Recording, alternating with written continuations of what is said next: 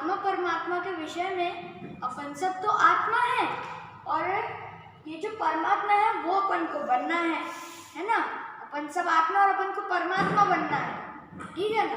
तो परमात्मा बनने के लिए पहले आत्मा को जानना पड़ेगा। तो आत्मा किसे कहते हैं? ज्ञान स्वभावी जीव तत्व को आत्मा कहते हैं। किसे कहते हैं आत्मा?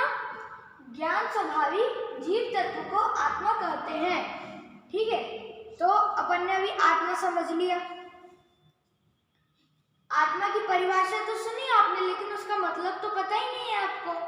तो आत्मा, इस परिभाषा का मतलब है ज्ञान स्वभावी, मतलब जो अपनी आत्मा है वो ज्ञान स्वभावी है और जीव तत्व है। ज्ञान स्वभावी जीव तत्व को, ज्ञान स्वभावी और जीव तत्व को ही आत्मा कहते हैं। क्या कहते हैं? आत्मा। तो ये आप समझ गए आत्मा। तो जो आत्मा है उसकी 3 अवस्थाएं होती है। जैसे शरीर की 3 अवस्थाएं होती है ना, बालपना, युवापना और वृद्धपना, ऐसी 3 अवस्थाएं होती शरीर की। वैसे ही आत्मा की भी 3 अवस्थाएं हैं। कौन कौन सी? बहिरात्मा, अंतरात्मा और परमात्मा। तो बहिरात्मा मतलब बहिर और आत्मा। तो बहिर मतलब बाहर और आत्मा मतलब आत्मा। तो आत्मा के बाहर जितनी भी चीजें हैं उसमें अपनापन करना उसे बहिरात्मा कहते हैं। देखो यहाँ पे लिखा भी हुआ है, पर में अपनापन। तो पर अर्थात आत्मा से रहित जितनी भी चीजें हैं वो सारी पर हैं और उसमें अपनापन करना। तो पर में क्या क्या लेंगे? जैसे मेरे मम्मी पापा हैं, भाई बहन हैं, तो वो सब आ जाएंगे पर में। और भी जितनी भी चीजें हैं आत्मा से रहित वो सारी पर में हैं, पर में आ जाएंगी। तो उसमें अपनापन, आत्मा से रहित जितनी भी चीजें उसमें अपनापन। तो अपनापन का क्या मतलब? जैसे ये माइक मेरा है ना, ये मेरा बोर्ड है, मैंने लिखा है, ये ऐसे अपनापन करना, मम्मी पापा माता पिताओं में अपनापन करना, तो इसे अपनापन कहते हैं। पर में अपनापन। तो ऐसे पर में अपनापन के 2 भेद हैं, शरीर आदि और राग आदि भाव। तो शरीर आदि में क्या आएंगे?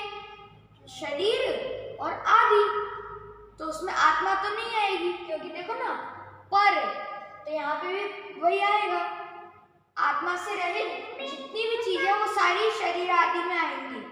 तो शरीर, उसमें अपनापन करना, और बाकी की जितनी भी चीजें हैं जैसे मेरा घर है, जो रेफ्रिजरेटर है, फ्रिज है मेरे घर में वो मेरा है, अलमारी मेरी है, कपड़े मेरे हैं, तो और ये मोबाइल मेरा है, ये सब आ जाएंगे आदि में। ये सब इसमें अपनापन करना। और शरीर में कैसे? तो शरीर में अपनापन करना मतलब ये शरीर है, इस शरीर का रंग सफेद है तो मैंने बोला मेरा रंग सफेद है। इस शरीर का रंग काला है तो मैंने बोला मेरा रंग काला है। इस शरीर का रंग सांवला है तो मैंने बोला मेरा रंग सांवला है। और जब शरीर का जन्म होता है तो अपन सोचते हैं कि इस दिन तो मेरा जन्मदिन है। जब शरीर छूट जाता है तो अपन को लगता है कि अपन मर गए। तो ये आ जाएंगे शरीर आदि में अपनापन करना। अब आएगा राग आदि भाव। पर का दूसरा भेद राग आदि भाव। तो राग आदि भाव में क्या आएगा? जैसे राग आदि मतलब मोह राग द्वेष, और राग आदि भाव में आएगा और 4 कषाय। तो 4 कषाय में क्या? क्रोध, मान, माया, लोभ, ये चारों ही कषाय आएंगी राग आदि भाव में। और जैसे इन 4 कषायों में कैसे करना अपनापन? तो जैसे मेरा गुस्सा देखा नहीं है तुमने, ऐसा गुस्सा करूंगा कि डर जाओगे तुम। तो ये ऐसे गुस्से में अपनापन करना कि मैंने गुस्सा किया, मैं गुस्सा करूंगा, तो ये हो गया वो क्रोध में अपनापन। तो ऐसे राग आदि भावों में अपनापन करना, इसे ही बहिरात्मा कहते हैं या फिर पर में अपनापन कहते हैं। तो ऐसे जो बहिरात्मा है, ये कौन से गुणस्थानवर्ती जीव होते हैं? पहले, दूसरे और तीसरे गुणस्थानवर्ती जीव होते हैं। तो ये हो गया अपना बहिरात्मा। तो अब जो आत्मा का दूसरा भेद है वो है अंतरात्मा। तो अंतरात्मा में क्या लेना? अंतरात्मा का मतलब क्या है? मतलब यहाँ पे तो पर था, बहिरात्मा आत्मा के बाहर, और अंतरात्मा मतलब आत्मा के अंदर। यहाँ पे बहिर था, यहाँ पे अंतर है ना, बहिर अंतर। तो यहाँ पे अंदर जो आत्मा है अपनी, वो उसमें अपनापन करना। देखो यहाँ पे लिखा भी हुआ है, अपने में अपनापन। तो अपनापन तो अपन ने यहाँ पे देख लिया, तो उसका मतलब क्या होता है? तो अपने में मतलब अपनी आत्मा में अपनापन करना, उसे अंतरात्मा कहते हैं। तो ऐसे अंतरात्मा के 3 भेद होते हैं, जघन्य अंतरात्मा, मध्यम अंतरात्मा और उत्तम अंतरात्मा। अपन इसको अच्छे से समझने के लिए पहले जघन्य अंतरात्मा को समझेंगे, फिर उत्तम, फिर मध्यम। तो सबसे पहले आएगा जघन्य अंतरात्मा। तो इसमें चौथे गुणस्थानवर्ती अवरति श्रावक होते हैं। कौन से गुणस्थानवर्ती होते हैं? चौथे गुणस्थानवर्ती। तो ये हो गया जघन्य। अब आएगा उत्तम अंतरात्मा। तो उत्तम अंतरात्मा में 12वें गुणस्थानवर्ती मुनिराज आते हैं। वो मोह राग द्वेष रहित होते हैं और शुद्धोपयोगी होते हैं। उन्हें उत्तम अंतरात्मा कहते हैं। अब ये पहला और तीसरा तो हो गया, लेकिन ये चौथा है और ये 12वां है, तो बीच के बाकी के गुणस्थान कहाँ गए? तो वो आएंगे मध्यम अंतरात्मा में। देखो चौथे के बाद 5वां और 12वें के पहले 11वां, तो 5वें से लेकर के 11वें गुणस्थान तक सारे मध्यम अंतरात्मा में आएंगे। तो 5वें से तो मध्यम अंतरात्मा में कौन आएंगे? मध्यम अंतरात्मा में व्रती, श्रावक और मुनि आएंगे 5वें से 11वें गुणस्थान तक। तो ये हो गया अंतरात्मा। और यहाँ पे अब आएगा परमात्मा। तो अपन ने शुरू में देखा था, जब अपना ये विषय शुरू हुआ था, कि अपन सब आत्मा है और हमें परमात्मा बनना है। तो यहाँ पे ये परमात्मा आत्मा का ही अवस्था है, आत्मा की अवस्था है, और ये सबसे आखिरी अवस्था है। तो परमात्मा मतलब परम अर्थात सर्वोत्कृष्ट मतलब अच्छी, और आत्मा मतलब आत्मा।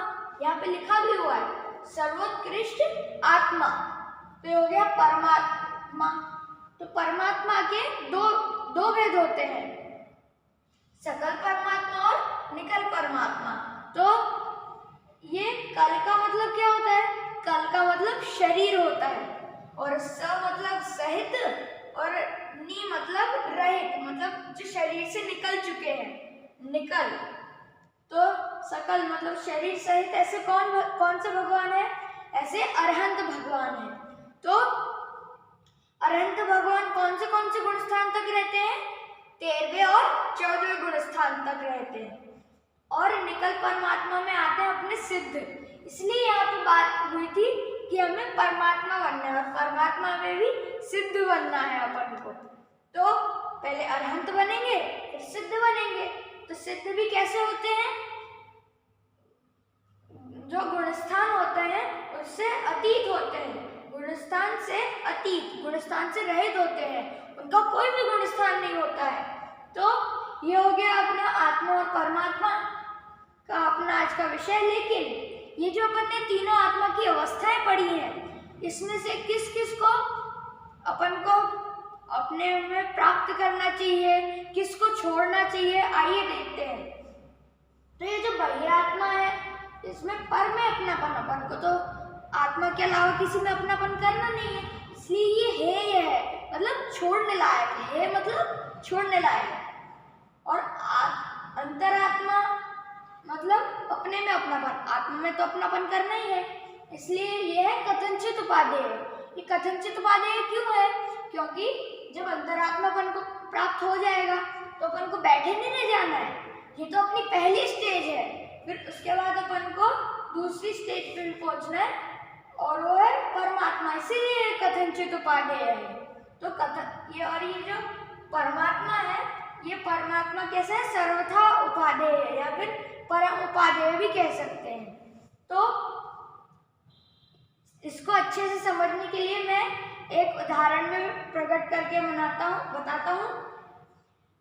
बहिरात्मा रूपी शहर से निकलकर अंतरात्मा रूपी नाव में बैठकर परमात्मा रूपी मंजिल पर पहुंचना है।